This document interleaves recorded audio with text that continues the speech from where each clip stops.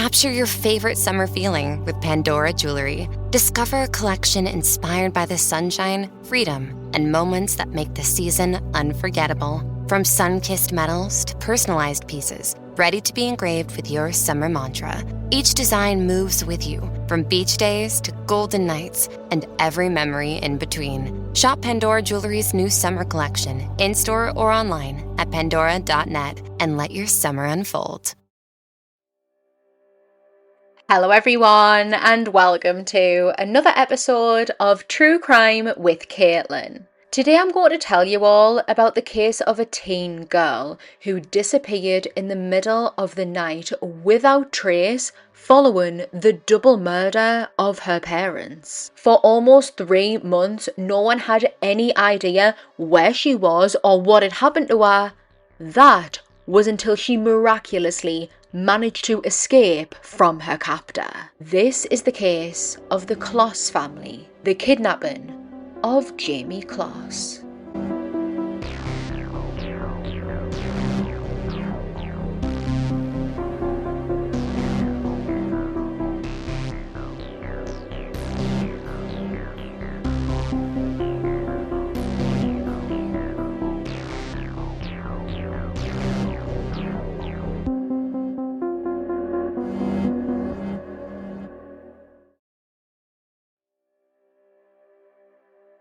On the 13th of July 2005, Denise and James Kloss welcomed their first and only child into the world, a daughter who they named Jamie Lynn Kloss. Jamie quickly became the centre of the couple's universe. They absolutely adored and doted on her. The family lived in Barron, Wisconsin, which is quite a small town. Only about 3,400 people lived there, so because of that, many people were familiar with each other, and there was a real sense of safety. People wouldn't lock their doors, children could go out playing in the streets, and this just wasn't the type of place where bad things happened. Here, both Denise and James worked at the Jenny O turkey plant in town. They had worked there for almost 3 decades. While they went to work every day to provide for their family, Jamie would be looked after by her auntie Jennifer, who she became incredibly close to. Alongside working in the turkey plant, Denise also did some work within a nearby town's church. Here, she taught religious school. The Klosses were a family of faith, and Denise specifically had an affinity for angels. When she had some spare time, Denise could be found in the garden, planting and sowing flowers or feeding the birds, and was the type of woman who would help anyone who needed it. She was both incredibly caring and giving. In his spare time, James enjoyed watching sports. He was a big fan of the Green Bay Packers and Wisconsin Badgers, both of which are American football teams. He actually had a bit of a sporting career when he was in high school, and he would refer to those times as his glory days. Jamie was a young girl who was described as naturally quiet. She was a bit shy, but she had a, quote, sunny face, which I think is the cutest compliment. She was an active girl. She did dancing, she did volleyball, and she also did ice skating. She was an 8th grader at Riverview Middle School, where she was described as a good student. Something that I loved when reading up about Jamie was that it was specifically mentioned that she was partial to a Starbucks Frappuccino. It was her favourite drink, she absolutely loved them, but not more than she loved her little dog Molly. Shortly before 1 a.m. on the 15th of October 2018, 13-year-old Jamie is awoken by Molly barking at something, at someone.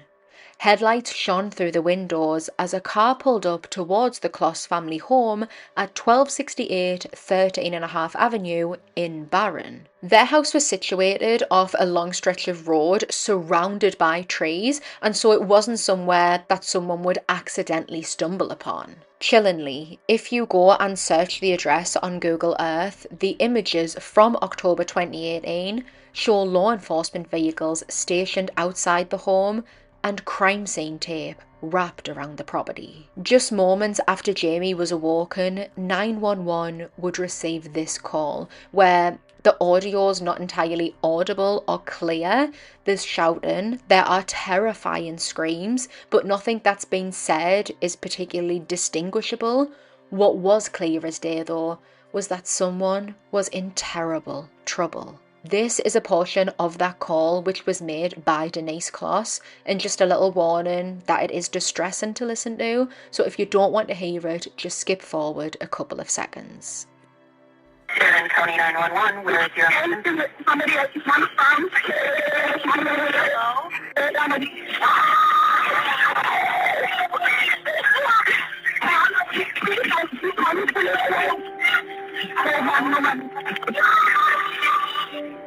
Following the call, officers raced towards the Kloss family home where they had managed to track the call to, and they arrived there in under 4 minutes.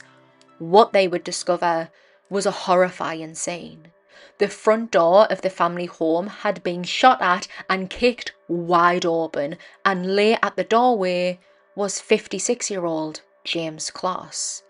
He had been shot in the face at point-blank range, which would have killed him almost instantly. He was left with an injury which the responding officers described as him, quote, missing half of his face.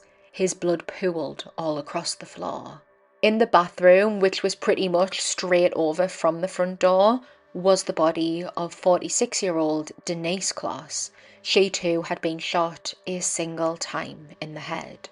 She was discovered lay in the bath, and the shower curtain, which should have been hanging up, had been ripped down and was thrown onto the ground. The officers combed through the house, finding Molly, who was barking away at them, but there was no sign of the couple's daughter. There was no sign of Jamie. She was gone. An Amber Alert was quickly issued for missing 13-year-old Jamie Kloss, meaning that pretty much everyone in the surrounding area was notified of her disappearance, along with a description of her to keep an eye out for the young girl because she was missing. Officers rightly believed that she was at the home at the time that the murders took place, and that whoever had taken her, whoever she was with, was an incredibly dangerous person who likely wouldn't have a second thought about killing her too. Her name was pushed to the top of the FBI's missing persons list, where she was classified as missing and endangered. Tips began to flood the small sheriff's department with potential leads about the disappearance, and at one point they had around about 2,000 leads that they needed to work through. Door-to-door inquiries were conducted. Now, the Klosses did have neighbours, but not like immediate next-door neighbours. There was bits of land and trees separating the homes. The distance described between the homes was described as about a block, so that could be up to 105 metres of distance between both of the homes. One neighbour would report hearing the gunshots, but said that he didn't really think anything of it because hunting season was coming up. He thought that someone was probably out there getting a bit of practice in, so he didn't highly take notice of them, and he didn't find them suspicious. The officers didn't bother trying to track Jamie's phone for her location because that was found at the scene along with the phones of Denise and James. I can imagine that Jamie's phone was forensically examined for any leads. I couldn't find anything saying specifically that it was, but if it was, no leads would have came of it. Thousands of volunteers aided in the search for Jamie, combing through the nearby woodland, the cornfields and the pastures, hoping to find any trace of her, who could have taken her, or even a hint to what could have happened to her. The FBI were even enlisted to help, and everyone put 110% of their time, their effort, manpower into trying to find something. But their efforts were all futile. It was like she had disappeared into thin air. In a conference, one deputy said, quote, "We have exhausted every lead. There is no stone that has been unturned." Jamie's Auntie Jennifer spoke directly to Jamie during a conference, praying that she was out there, that she was watching them somewhere, and as she is making this conference, she is clutching Jamie's puppy Molly, who was wearing one of her sweatshirts. The search for Jamie Closs really brought together the community. People would cook and deliver meals directly to the officers who were, no exaggeration, working around the clock trying to get Jamie back, trying to find her. Shops and homes all over the town were decorated with green ribbons, which had "Find Jamie Closs" printed on them, and many of the churches had hopeful messages on their outdoor boards saying things such as, quote, "We are praying for Jamie."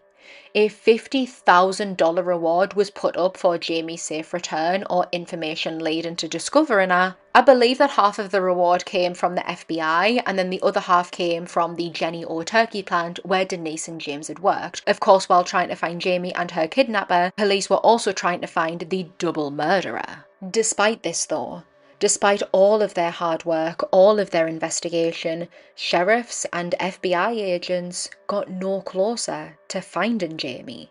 They were hopeful that she was still out there. Her body wasn't found at the house with her parents or in the surrounding areas, and so because they didn't have a body, they didn't want to believe that she was dead. They were holding on to hope that she was still alive out there. But, as many people know, when a child goes missing, every hour, every minute counts. If this person had abducted Jamie with the intention of murdering her, she would likely be dead within 3 hours of her abduction. So every passing minute, every passing second is absolutely vital. Within 2 weeks of the murders and kidnapping, police in Barron would make their first arrest. A man had attempted to break into the Closs family home, which is the crime scene, which is the most suspicious thing that you can possibly do, especially because we know that often killers do like to return back to the crime scene. 32-year-old Kyle Janke Annis was arrested, and he denied any involvement in the murders and any involvement in Jamie's kidnapping. When asked why he was trying to break into the Closs family home, he explained himself, saying that he wanted to steal some of Jamie's underwear. Creep. He said during his interview that whenever he hears about a child going missing, it gets him so angry that he wants to go out and he wants to track down that person himself. Here is a clip of part of his interview. In all reality, it was her underwear or something like that. Any child comes up missing, it pisses me off. And it makes me want to go hunt him. Kyle Janke Annis was cleared of any involvement in the murders and kidnapping, and following his arrest, there was not a huge amount that detectives could look into. They had exhausted all of their leads, they had went through each and every tip, they had done huge searches, but none of them were proven fruitful. None of them were getting any closer to Jamie. And so slowly, the investigation into the kidnapping of Jamie Closs began to go cold. This episode is brought to you by Nordstrom. Whether you're packing for a vacation or dressing for a wedding, Nordstrom has head-to-toe looks for wherever summer takes you. From swimwear and bold color to romantic florals and dresses that make an entrance, find the right style for every unforgettable moment. Shop new arrivals from brands you love like Farm Rio, Free People, Vince, Waif, and Stod. Plus free shipping and returns and styling help whenever you need it make it all so easy. Shop now in stores at Nordstrom.com or download the Nordstrom app. At first, I didn't think it was real. I woke up to this blinding light, and I was transported to another place. Pluto TV! Then I heard a voice. Come with me if you want to live. There were thousands of movies and shows, and they were all free. The truth is our It's just so beautiful. On Pluto TV, free streaming of Terminator 2, Fringe, Arrow, The 100, and The X-Files may cause excitement, loss of sleep, and sudden belief in extraterrestrials. No credit cards or alien encounters necessary. Pluto TV. Stream now, pay never. On the 10th of January 2019, a woman named Janie Nutter was out walking her dog, heading back towards her cabin in Gordon, Wisconsin, when in the distance she sees a young girl approaching her. Jeannie said that immediately she knew something wasn't right. Snow and ice covered the paths and ground around them. It was about -7 degrees Celsius, and this young girl, who appeared to be dishevelled with matting in her hair, was only wearing a pair of leggings, a sweatshirt, and what appeared to be slippers that were too big for her. The young girl cried out to Janie, saying, quote, "You've got to help me," before falling into her arms and telling her, "I'm Jamie Kloss." Janie recognised Jamie almost immediately. Her face had been all over posters all around town, on the TV, on billboards. It was hard to miss. Janie took Jamie to another neighbour's house, a woman named Kristen Kazinskis, who ushered her inside, wrapping her up in a blanket, and called 911. All while, her husband armed himself with a gun and stood at the door, ready to protect Jamie and everyone inside at all costs. This is a portion of that 911 call. No, I don't want to take her over. Douglas County 911. Hi. I have a young lady at my house right now, and she says her name is Jamie Kloss. Okay, what's your address? It's in Gordon, Wisconsin. Okay, have you seen her photo, ma'am? Yes, it is her. I 100% think it is her. Are you okay? 100%. Does it look like she's going to run? No. She's sitting down, she's relaxing. Okay, hang on just a second. What's your name? Yep. What's your name, ma'am? Kristen Kazinskis. Kristen, how do you spell your last name? K-A-S-I-N-S-K-A-S. Okay, did she show up walking? Yeah, a neighbor just walked up with her to our house and asked us to call 911.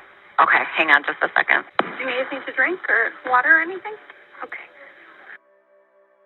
Jamie Kloss was able to provide vital information on who had taken her, who had murdered her parents, and that was 21-year-old Jake Thomas Patterson. Jake was the youngest of 3 children from his parents, Deborah and Patrick, who divorced in 2007. Following their divorce, Jake stayed at home in Gordon, Wisconsin with his father, but by the time of this case, he was living there in that cabin all alone. Coincidentally, small towns, Kristen Kazinskis was Jake's middle school teacher back in the day when he was in middle school. Throughout his school years, he was described as normal, quiet, smart. He didn't have a huge group of friends, but he wasn't exactly a loner. He was a part of the Quiz Bowl team.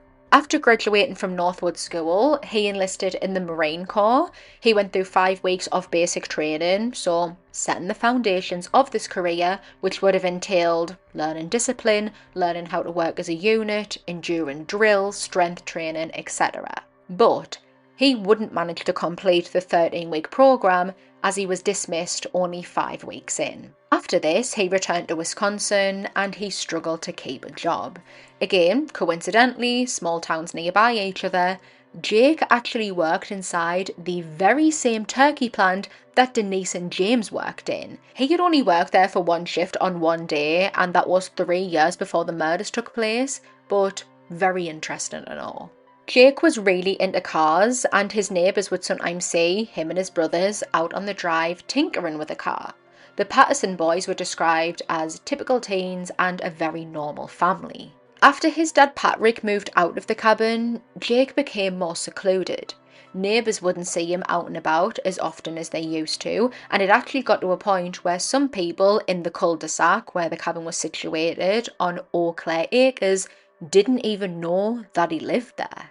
Come 2018, Jake Patterson had been considering for some time how he wanted to kidnap a girl and keep her inside of his home as someone who he could dominate, have complete and utter control over. This is District Attorney Brian Wright explaining how Jake decided that Jamie was going to be the girl that he would kidnap.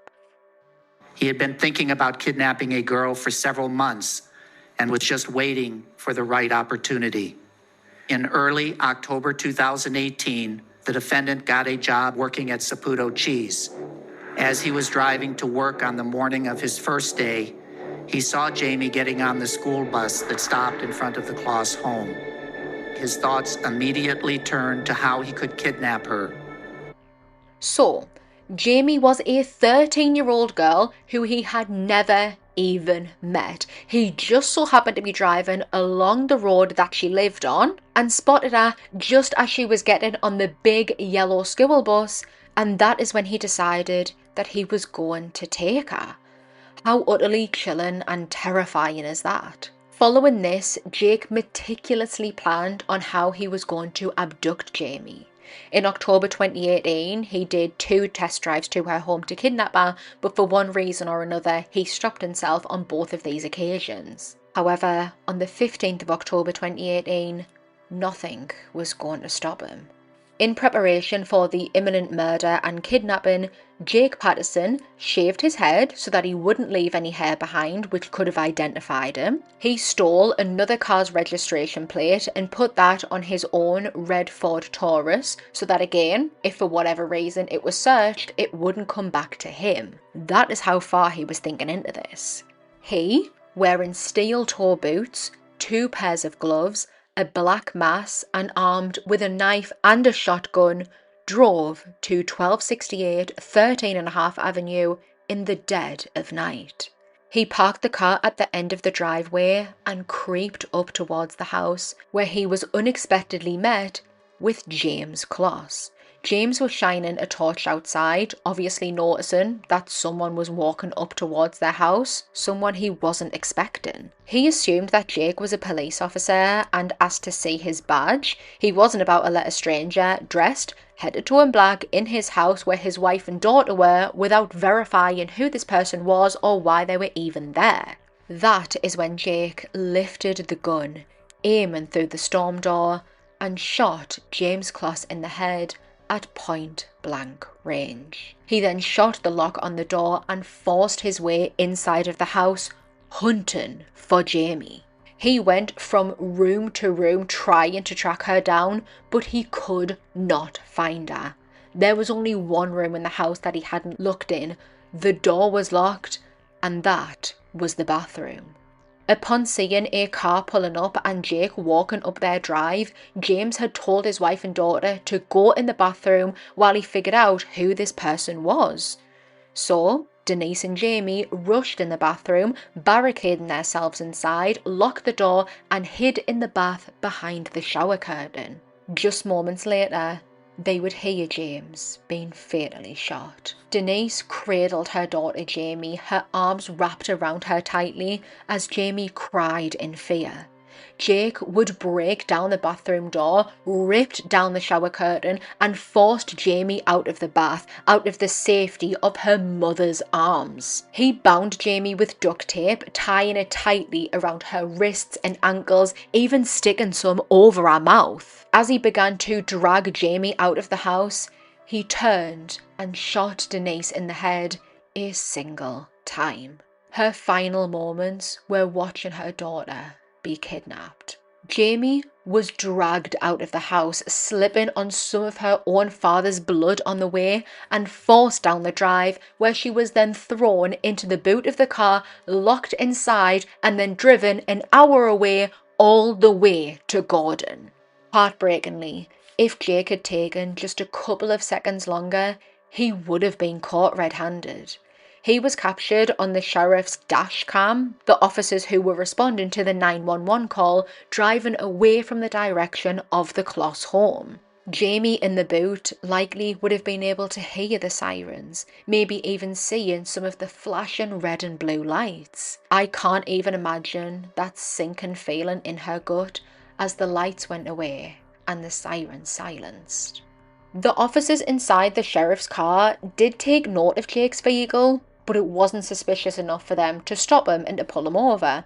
He wasn't speeding, he pulled over on the side of the road to allow them to quickly pass, and their priority was responding to that terrifying, haunting 911 call where people could be heard screaming. So they sped past him and made their way to the Kloss home, where they would discover the bodies of James and Denise.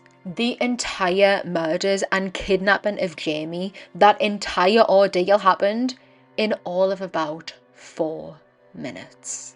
We know very little about Jamie's time in captivity under Jake's rule. What we do know is that she would be forced to hide/stay underneath his bed in the basement of the house in a space that he had prepared with a pillow and blanket. She would be forced to stay there for up to 12 hours at a time with no food, no water, and no access to a toilet.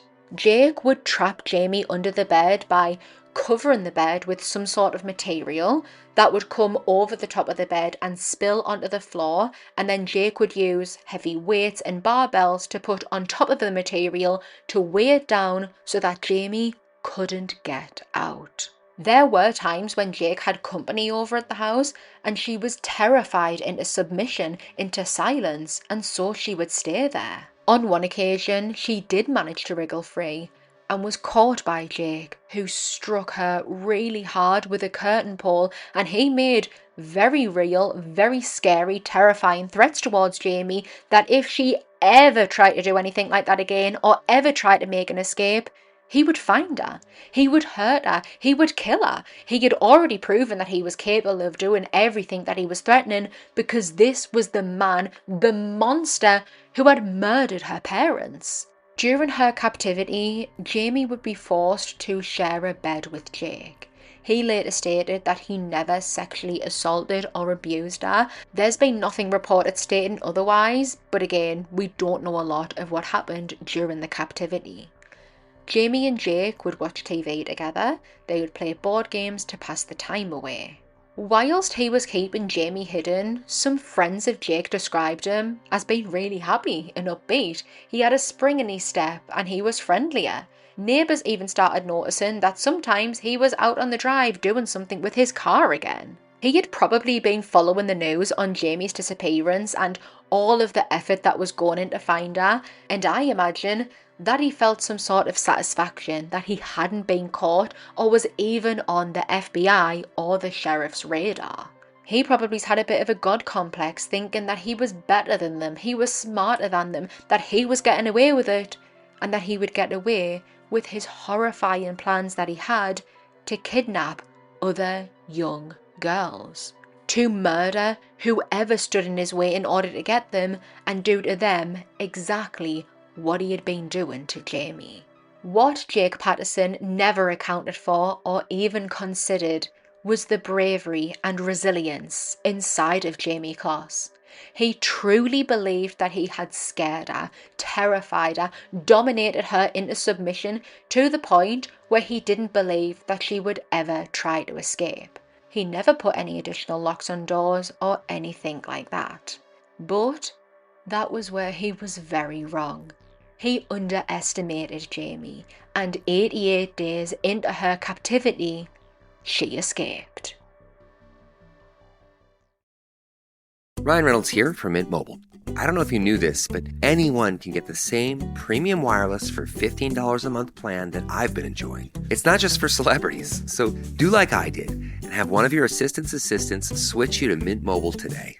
I'm told it's super easy to do at mintmobile.com/switch. Upfront payment of $45 for 3-month plan, equivalent to $15 per month required. Intro rate first 3 months only, then full price plan options available. Taxes and fees extra. See full terms at mintmobile.com. On the 10th of January 2019, Jake Patterson told Jamie Kloss that he was heading out and he was going to be gone for 5 or 6 hours.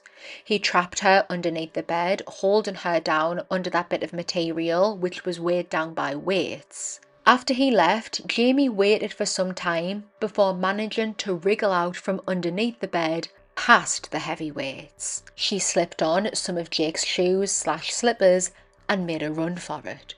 When she saw Janie Nutter, Janie was actually heading back towards her own cabin when Jamie spotted her. Jamie cried, pleading for her help, telling Janie who she was, what had happened to her, and who was responsible. Janie explains this on the 911 call made from Kristen's house.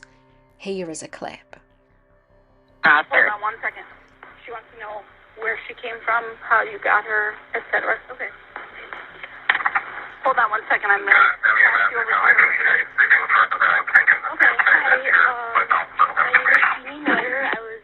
We have a cabin up here in Gordon on Oak. Okay, ma'am. And I Ma'am? Yes. Okay, can I just get your name? Jeannie Nutter, Nutter. Okay, and do you have a cabin address? I'm sorry, I'm so freaked out. No, that's okay. My address or not. That's okay. I'm not up here very often in the winter. I just happened to come up today. Okay. I didn't want to bring her to my cabin because... So how did she come up upon your cabin? I was walking my dog, and we were almost home, and she was walking towards me, crying, saying, "You gotta help me, you gotta help me." Okay. So I didn't want to go into my cabin because it's too close to Patterson's house. And she said her name is Jamie Kloss? Yep. And when I walked into this house, they recognized her immediately from posters. Okay. Yeah, I got it. I'm on code 3 and 20. So Jamie, do you know when he's going to come back? She thought he was going to come back home at midnight. Who's going to come back? His name is Jake Patterson. Jake Thomas Patterson, she said. Okay, hang on. And apparently his house is 2 doors down from our cabin. Oh, Henry, get off the couch. I'm sorry, I'm here. You can just, why don't you hang on to him, Jamie? It would be good for you to pet a dog. If you can't get any other information as far as vehicles and if anyone else is with there, so we're not one. Jeannie immediately jumped into action to help Jamie, and she said from that very moment she was not going to let another thing happen to this young girl. She didn't want to take Jamie back to her own cabin because it was colder, it wasn't really used, she was actually only there for the day. Plus, Jake's house/cabin was right on the border of Jeannie's property, so a bit too close for comfort. Jeannie clutched onto Jamie as they began walking along the icy, slippery road to the next neighbour's house, and with each second and heartbeat, Jeannie worried that Jake could come driving around the corner any second. He had murdered James and Denise in order to abduct Jamie. What would he do to Jeannie to get her back? Once inside of Kristen's home, she dialed 911, and within 11 minutes of her relaying the information that Jamie gave about her abductor, his name and the car that he drove, he was pulled over by the police. Jake was actually driving around looking for Jamie. He must have returned home earlier than he anticipated and realised that she was gone. When he was pulled over by the sheriffs, one of, if not the first thing that he said, was that he knew why they were looking for him, and quote, "I did it." Here is Jake, seemingly completely unbothered, in the back of the police car.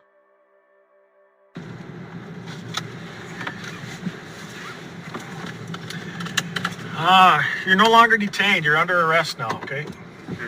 For what? Oh, they'll tell you when you get up to the officer. Someone got turned off my car? Yeah, do something with it. The other officer will take care of it for you.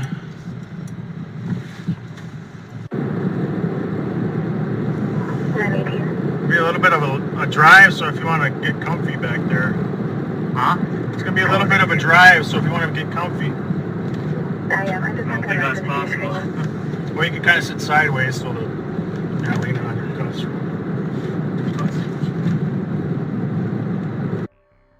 Jake Patterson was held on a $5 million cash-only bail, this reflecting the severity of his charges. Surprisingly, he would make a complete confession, detailing to the investigators how he decided to kidnap Jamie, how he planned the murders, even saying that he was willing to kill anyone in that house to not leave a witness behind, including other children. Obviously, he had no idea if Jamie had any siblings or not. He confessed to the double murder of Denise and James, confessed to kidnapping and holding Jamie captive. Jake Patterson was charged with intentional homicide, kidnapping, and armed burglary. During the court proceedings, Jake wrote to a journalist trying to give some perspective on his side of things. He wrote in part, quote, "The cops say I planned this thoroughly and that I said that. They're really good at twisting your words around, put them in different spots, straight up lie. Little mad about that. Trying to cover up their mistakes, I guess. This was mostly on impulse. I don't think like a serial killer. Man doesn't think like a serial killer, but fully shaves his head and steals number plates before going to commit a murder and kidnapping. Sounds serial killery to me. He would go on to say that he really didn't want to do this, but his reason why he did it is complicated. Throughout portions of the proceedings, Jake appeared very emotional, maybe stretching to remorseful if you believe him. During one statement, he said that he wished he could bring Denise and James back. Have a listen to this and let us know if you believe him or not. I would do, absolutely anything to take back what I did, I'm just so sorry. That's all. After her escape from Jake, Jamie spent one night in the hospital before being reunited and placed in the care of her auntie Jennifer. The family were elated that she was alive, that she had been found, and they had never lost hope. She wrote a very powerful impact statement, which was read out in court on her behalf, and it just reflects the sheer courage of this young girl. Judge, this is the statement of Jamie Kloss. Okay. Last October, Jake Patterson took a lot of things that I love away from me. It makes me the most sad that he took away my mom and my dad. I loved my mom and dad very much. And they loved me very much. They did all they could to make me happy and protect me. He took them away from me forever. I felt safe in my home, and I loved my room and all of my belongings. He took all of that too. I don't want to even see my home or my stuff because of the memory of that night. My parents and my home were the most important things in my life. He took them away from me in a way that will always leave me with a horrifying memory. I have to have an alarm on the house now just so I can sleep. I used to love to go out with my friends. I loved to go to school. I loved to do dance. He took all of those things away from me too. It's too hard for me to go out in public. I get scared and I get anxious. These are just ordinary things that anyone like me should be able to do, but I can't because he took them away from me. But there are some things that Jake Patterson can never take from me. He can't take my freedom. He thought that he could own me, but he was wrong. I was smarter. I watched his routine and I took back my freedom. I will always have my freedom and he will not. Jake Patterson can never take away my courage. He thought he could control me, but he couldn't. I feel like what he did is what a coward would do. I was brave and he was not. He can never take away my spirit. He thought that he could make me like him, but he was wrong. He can't ever change me or take away who I am. He can't stop me from being happy and moving forward with my life. I will go on to do great things in my life, and he will not. Jake Patterson will never have any power over me. I feel like I have some power over him because I get to tell the judge what I think should happen to him. He stole my parents from me. He stole almost everything I loved from me. For 88 days, he tried to steal me, and he didn't care who he hurt or who he killed to do that. He should stay locked up forever. Jake Patterson would be sentenced to 2 life terms without the possibility of parole, plus 40 years. The judge described this crime as, quote, the most heinous and dangerous that he had ever seen. During his time in incarceration, Jake has been the target of beatings, getting into fights with other inmates after they learn about what he had done. Jamie Kloss, with the help, love and support of her family, has vowed that she isn't going to let what happened define her. Jake is not the monster in the cupboard that she'll always be in fear of. He is now at the back of her mind, rotten where he belongs.